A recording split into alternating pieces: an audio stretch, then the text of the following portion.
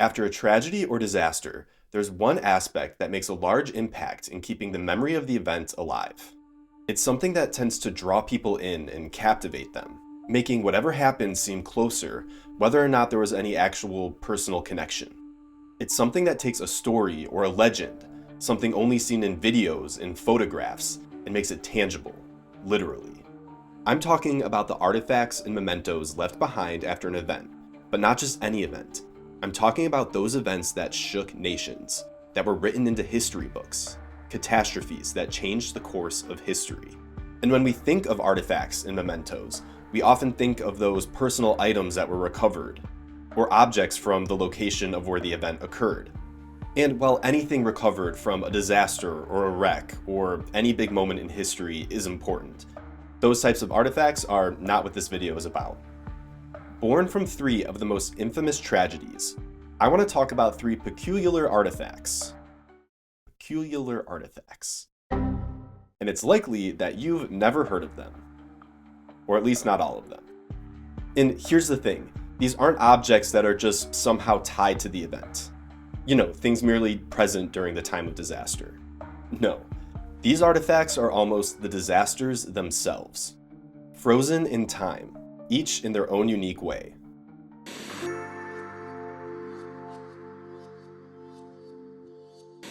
Hello and welcome to LukieSpooks. My name is Luke and I'm here to deliver to you all things strange, spooky, and spiritually suspicious. I hope you're doing well and I cannot thank you enough for joining me today. Now, the first artifact I want to talk about today was basically the inspiration for this whole video, basically for a combination of two main reasons.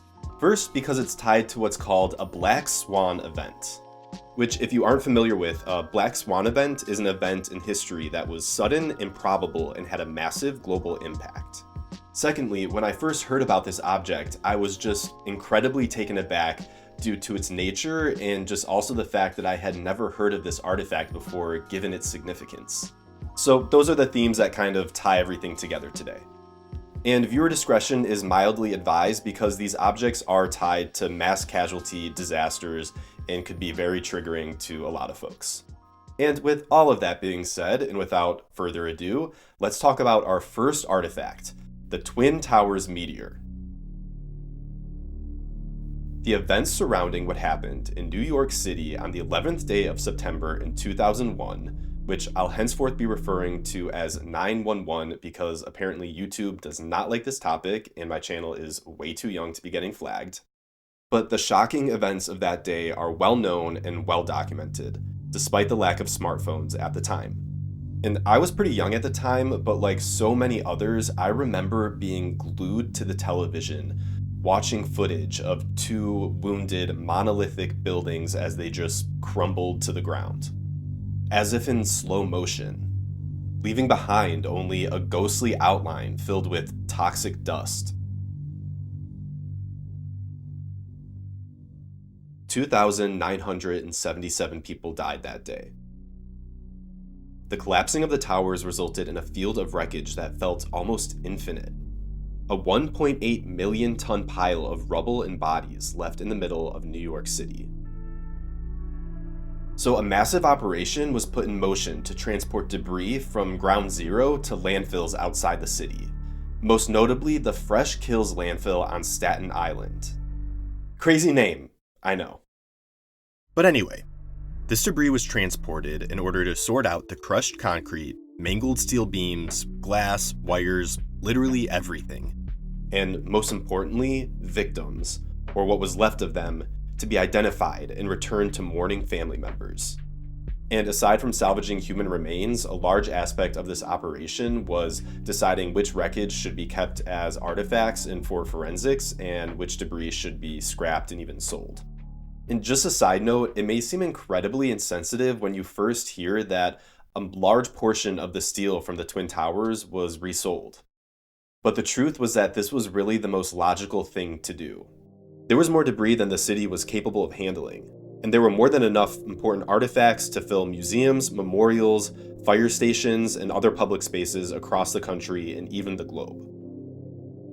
Speaking of, prominent artifacts that were salvaged were transported from the Fresh Kills landfill to Hangar 17 at JFK Airport.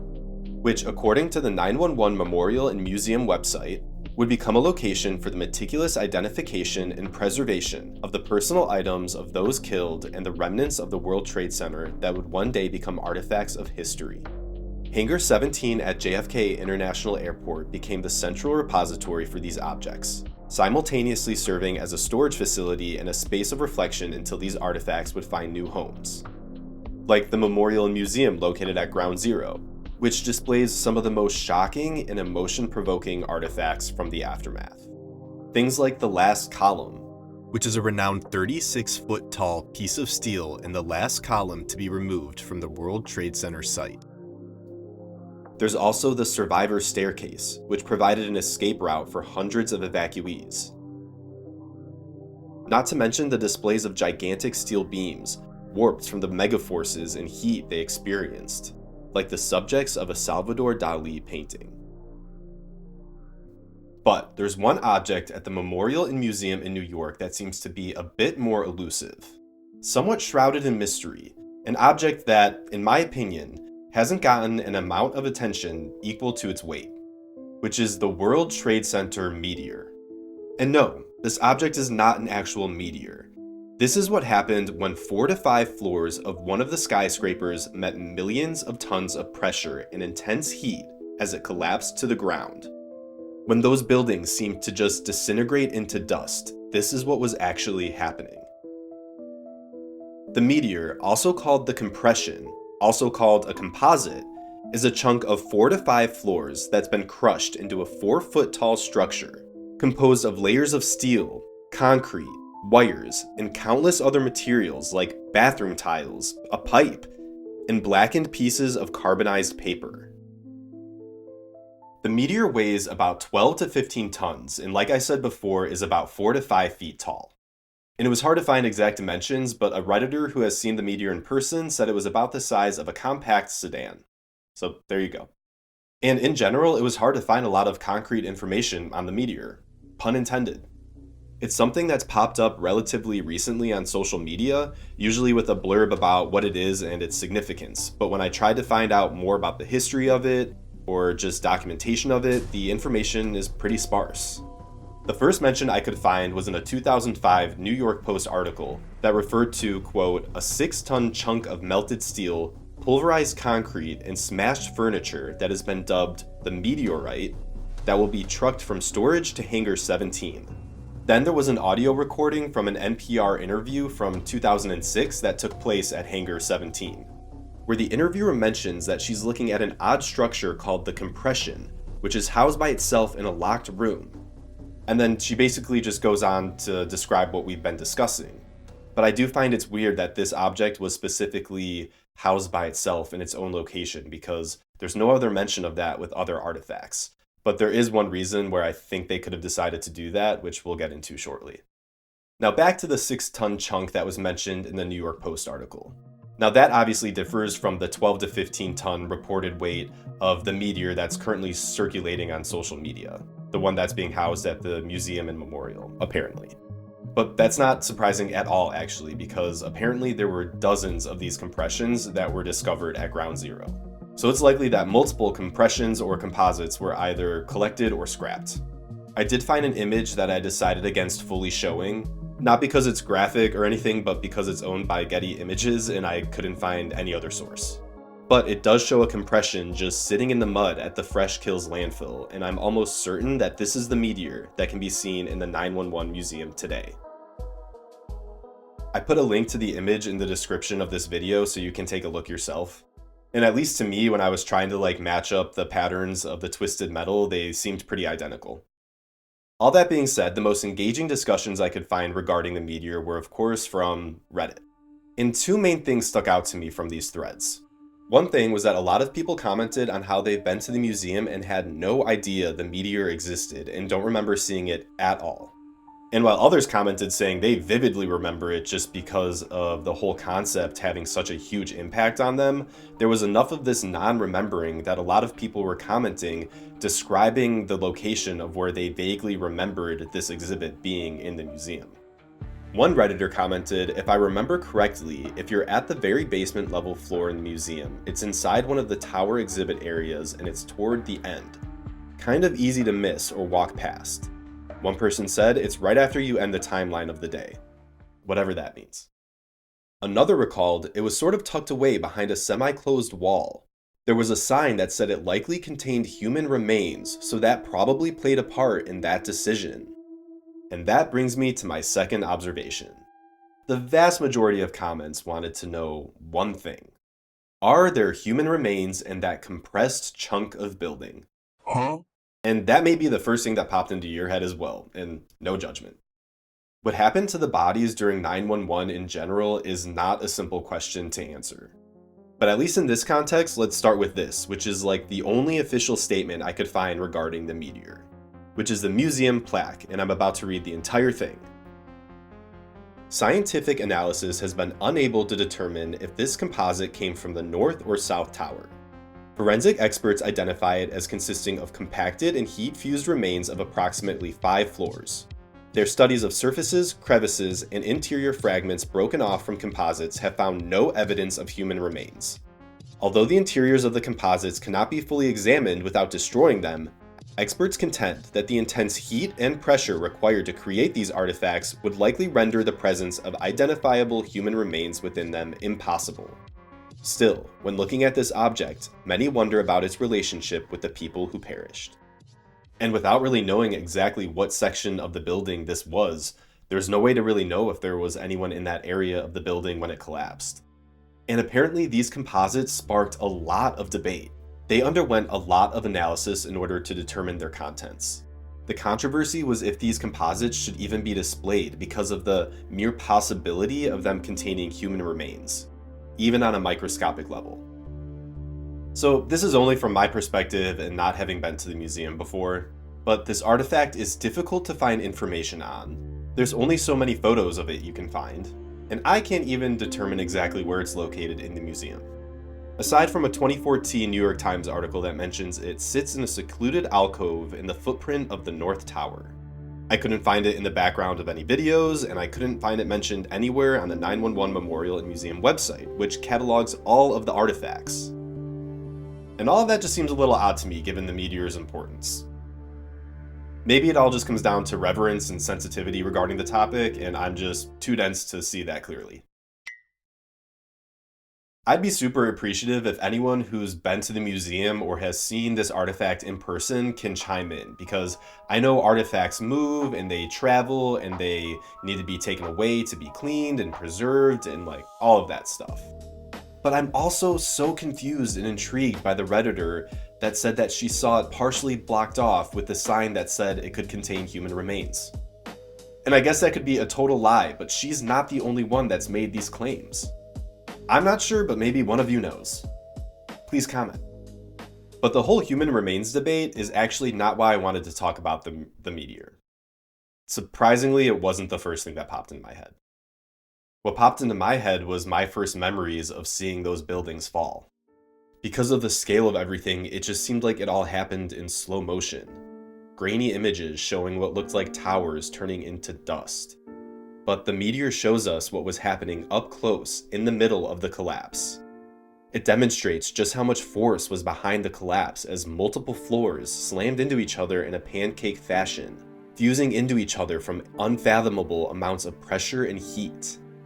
And I know that the giant pieces of mangled steel can induce the same amount of awe, but there's something about the meteor and how it came to be that makes me confront everything about that day on a different level. And while the meteor shows us the effects of compressive forces, our next artifact does kind of the opposite. The Titanic Big Piece. Las Vegas may be the last place that comes to mind when thinking of awe-striking artifacts connected to disaster.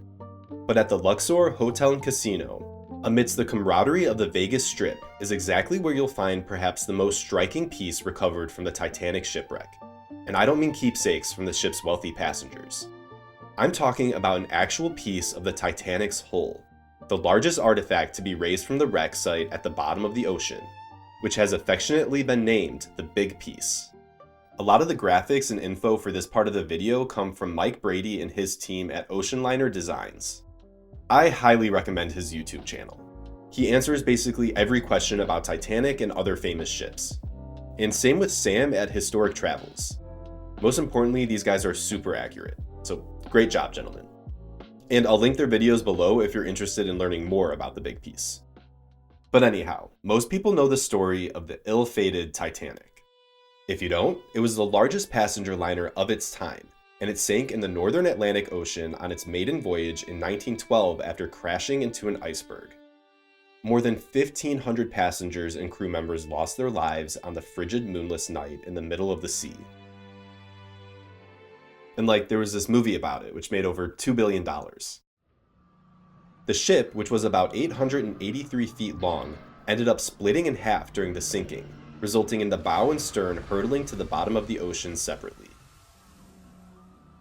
The whereabouts of the Titanic would remain a mystery for over 70 years until 1985, when it was finally discovered about 400 miles off the coast of Canada and 2.5 miles below the surface of the Atlantic by oceanographers Robert Ballard and Jean-Louis Michel. Jean-Louis Michel. The story of the Titanic was already infamous. The number of deaths, the wealthy people on board, the fact that it was the maiden voyage, the fact that it was supposed to be unsinkable, the debate on whether or not the ship had actually split in two. But now human eyes had officially laid on the ship for the first time in decades.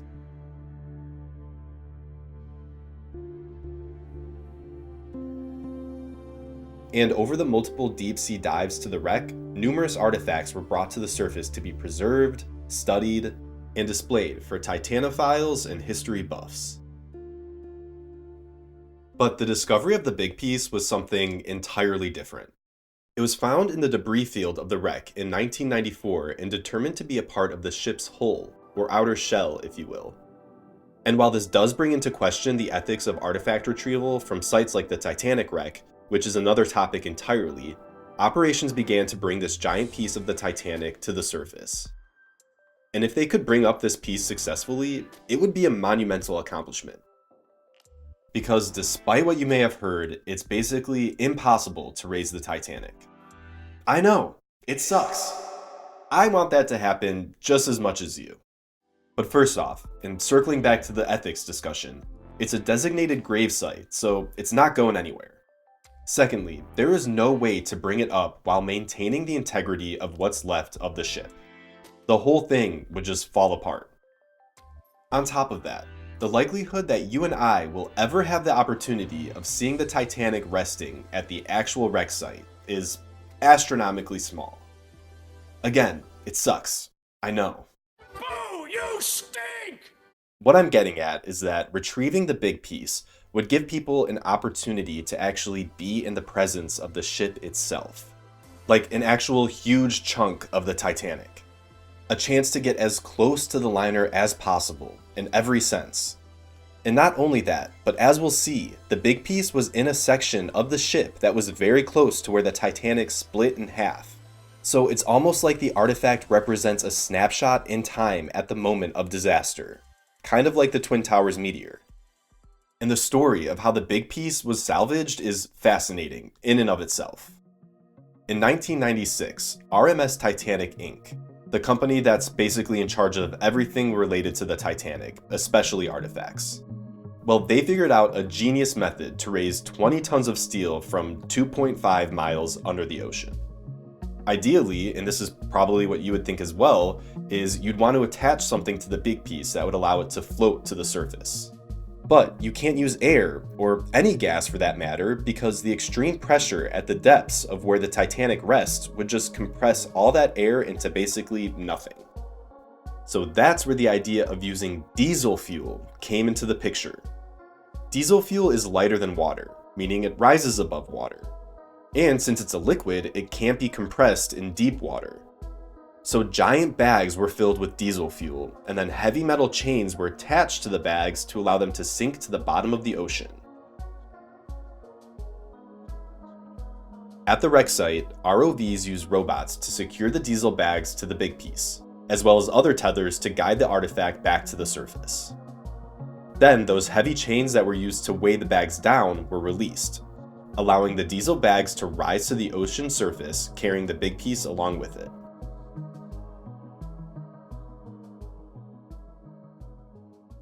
The mission had been a complete success. That wasn't until the big piece was about 200 feet from the surface when Hurricane Edward swooped in, which resulted in the lines snapping that were securing the big piece to the salvaging ship. The artifact went plummeting back down into the abyss. Like, that's crazy. Like, they did all of that, they were so close, and the thing just went back down into the ocean. Like, damn. But 2 years later, RMS Titanic Inc. would try again. They found the big piece sticking straight up in the sand, and the crew executed their retrieval. And on August 10th, 1998, an actual section of the Titanic would see the light of day for the first time in 86 years.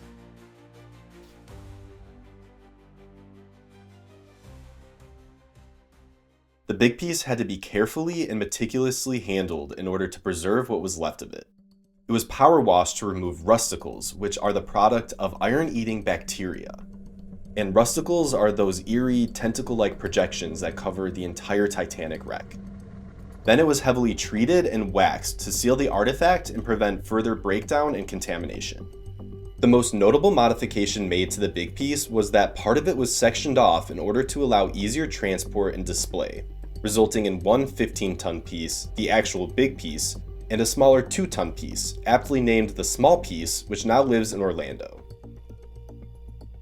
Now, I'm sure you're curious to know which part of the Titanic these pieces actually come from, and I'm about to give you the whole lowdown. The big piece was originally part of a section of Titanic's hull between the third and fourth funnels. It measures about 13 feet tall and 30 feet long, and again weighed about 20 tons at the time of recovery before being cleaned and sectioned.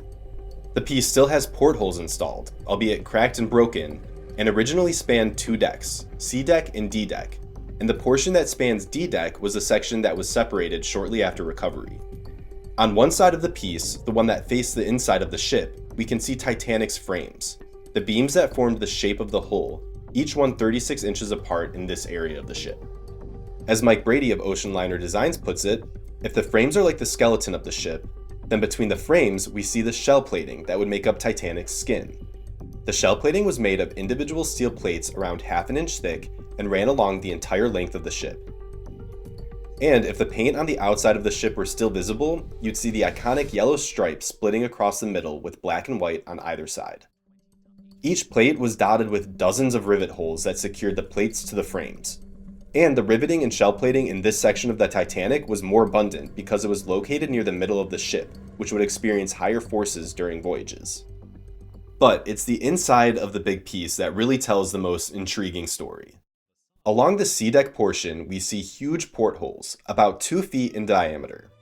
These large portholes corresponded to 2 individual first-class staterooms, and those smaller portholes corresponded to their adjoining bathrooms. And these 2 rooms were some of the most luxurious staterooms on the Titanic. And I find this part so freaking cool. Staterooms on the Titanic were known to be uniquely and elaborately decorated, each one with its own personality. In C-79 and C-81, the staterooms attached to the big piece were no exception. C-79 was decorated in what was considered a French Louis XV style.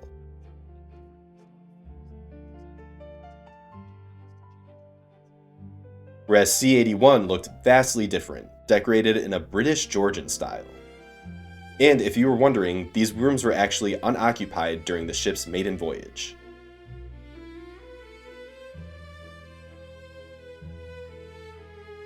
Between the 2 staterooms were 2 bathrooms with small portholes, which comprised the middle section of the big piece.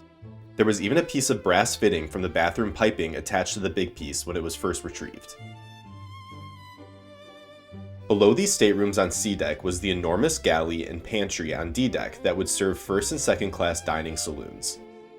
The section of the big piece that was removed would have been part of this galley complex. On this section, there was actually an additional piece of twisted metal attached that would have made up part of an interior storage room. The fact that we know so much about this exact piece of the Titanic, which in reality is just a random section of the ship, is just so cool to me. Now, the original location of the big piece wasn't exactly where the liner split, because anything in that area of the ship was completely annihilated.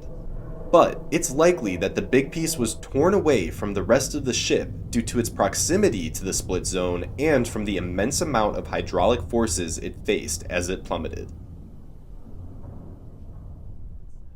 The reality is that Titanic is slowly falling apart as we speak. As I speak. Not tomorrow, and not even this century, but one day it will be just a pile of rust at the bottom of the Atlantic. Sadly. But thankfully, deep sea mapping company Magellan Ltd created Magellan Titanic, which is a high-resolution digital twin of the Titanic wreck, allowing it to be virtually immortalized and enjoyed by the masses. You can explore the outside of the entire wreck in high resolution. It's really freaking cool. But the fact that an actual piece of Titanic was salvaged and preserved to be seen in real life, it's truly a gift. And just like the big piece, our final artifact was also found in the ocean. Except this one was almost hiding in plain sight. The Challenger tiles. Obviously a major malfunction. The last artifact I want to talk about today takes us almost 1,500 miles south of the Titanic wreck. And it's kind of a wild card.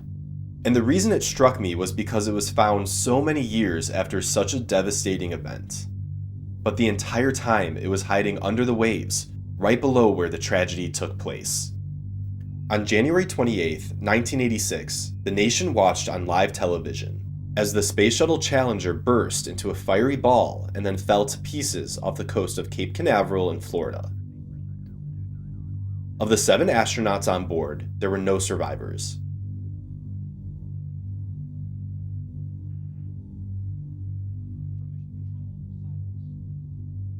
This air disaster was especially gut-wrenching because this was the space shuttle mission that was carrying 37-year-old schoolteacher Krista McAuliffe. The cause of the disaster was due to a failed O-ring seal in the shuttle's right solid fuel rocket booster, designed to prevent leaks during liftoff. The liftoff took place on an abnormally cold day, too cold for a safe liftoff, causing the O-ring to weaken and fail. Hot gas began pouring through the leak. The external fuel tank itself collapsed and tore apart, and the resulting flood of liquid oxygen and hydrogen created a huge fireball. Without its fuel tank and boosters beneath it, powerful aerodynamic forces ripped the shuttle apart 73 seconds after takeoff. The pieces, including the crew cabin, reached an altitude of some 65,000 feet before falling out of the sky into the Atlantic Ocean below. It's likely that the Challenger's crew survived the initial breakup of the shuttle, but the cabin hit the water surface at 200 miles per hour, which would have been unsurvivable.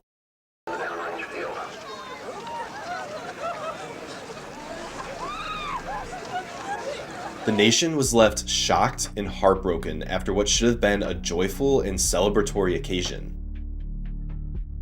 Within a day, hundreds of pounds of metal had been recovered from the Challenger. A formal search to recover the crew and debris began swiftly, covering an area of almost 500 square nautical miles at depths from 70 to 1,200 feet. A lot of the debris was recovered during that first month of the search, and then on March 7th, the discovery of the crew was confirmed. They were located inside the crew compartment, but they were badly damaged and they were not intact bodies. And side note, this is crazy. Apparently, during the recovery of the crew, the body of astronaut Gregory Jarvis floated away and wasn't recovered until a month later. What? Anyway, deep water recovery operations for debris continued until April 29th, with smaller operations continuing until August 29th. Most of the recovered debris from the Challenger was sequestered into 2 retired missile silos at the Cape Canaveral Space Force Station.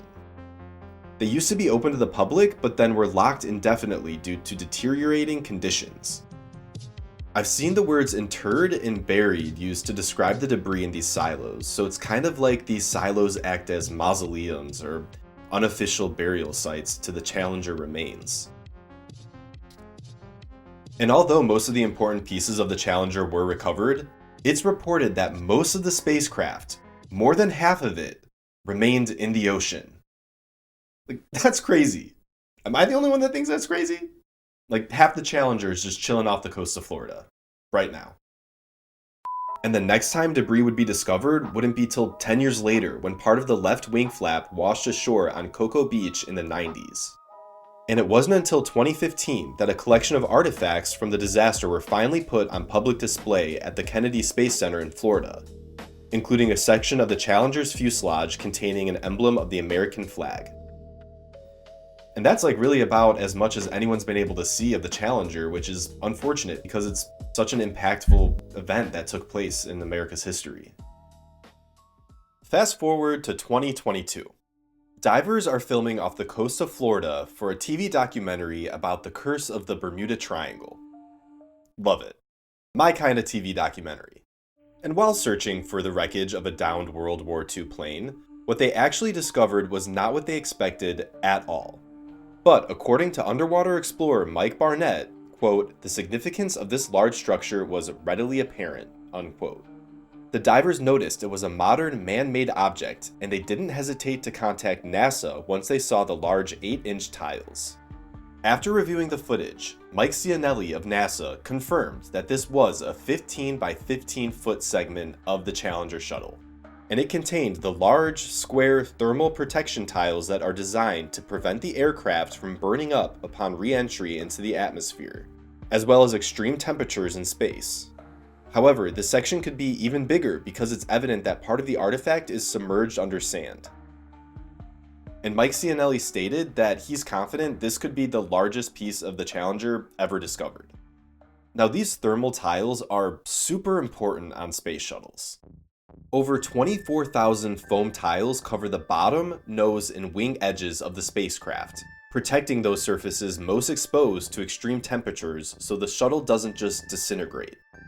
They're usually 6 to 8 inch squares and 1 to 5 inches thick, and they're made of a super lightweight foam material. And actually in this clip you can see a guy holding a cube made of the same material that's been heated up to 2200 degrees. Again, the importance of these foam tiles cannot be overstated. In 2003, the Space Shuttle Columbia exploded upon re-entry into the atmosphere because it was determined that during its initial takeoff, a piece of foam debris struck a thermal tile on the edge of its wing, causing damage. Upon re-entry, this tiny area of the heat shield was exposed, leading to the entire disaster. So this huge chunk of the Challenger's heat shield has just been chilling at the bottom of the ocean, untouched for the last 4 decades, long after the most recent pieces of debris had been recovered. In November of 2022, NASA released a statement saying, quote, "This discovery gives us an opportunity to pause once again, to uplift the legacies of the 7 pioneers we lost, and to reflect on how this tragedy changed us. This tragedy will forever be seared in the collective memory of our country. For millions around the globe, January 28th, 1986 still feels like yesterday." And if you're like me, you're probably immediately wondering where these tiles are now. What did NASA decide to do with them? After the discovery, a spokesperson from NASA released another statement saying, "Currently at this time, we're reviewing options of how to move forward. But I can assure you NASA will put the memory and legacy of the crew and the families foremost in its thoughts and planning as we move forward." And that's basically the last information I could find about the whereabouts of these tiles. My understanding is that it was decided to keep the tiles right where they were discovered out of respect for those lost and their families. The location has never been disclosed. And remember, more than half of the remains of the Challenger are still sitting on the ocean floor off the coast of Cape Canaveral. And that's just mind-blowing and also very creepy to me. Like basically any experienced diver in that area could just stumble upon a piece of space shuttle. And I don't believe anywhere in that area has been designated an official gravesite, but that doesn't mean it's not sacred ground or ocean floor. It's technically illegal to disturb or collect any artifacts found because they're property of NASA. Ask this guy that discovered a tile back in 2001 and met the law when he tried to sell it. So if you or someone you know has stumbled upon odd objects while diving off the coast of Cape Canaveral, please comment. Well, that, my friends, is my list of 3 artifacts that blow my mind, and I hope yours as well. And again, I don't want to diminish at all the value of personal items belonging to victims from tragedies like the ones we've discussed today. They're highly personal and they each tell their own story. But there's something about the stories written on the jagged edges of these huge artifacts that allow you to see the direct effects of catastrophe up close. So thank you for watching this video, especially if you watched all the way till the end. And if you've ever been to the NYC Museum or the Titanic exhibit and have seen these objects up close and personal, I would love to hear your experience and just how these things made you feel being in front of them. And I mentioned before, but I lived in New York for 4 years and I actually never got myself to go to the NYC Museum because I was just never felt ready for it. I'd always heard that it was a very heavy experience and honestly just couldn't get myself to go. But after doing this video, if I ever get the chance again, I will for sure be checking it out. Also, I think this would be a very fun series to do. While researching for this video, I found so many other artifacts that I would love to talk about. So if that interests you, then definitely like and comment, and I'd be happy to do that. There's already 2 that I'm planning on, so we'll see. But I just heard about the most ridiculous dentistry fraud cases that honestly would be hilarious if they weren't so serious. So that's what's up next, and if that interests you, then definitely subscribe so you don't miss it. Anyway, thanks again, stay safe, stay away from unknown objects on the ocean floor off the coast of Cape Canaveral, and as always, stay spooky.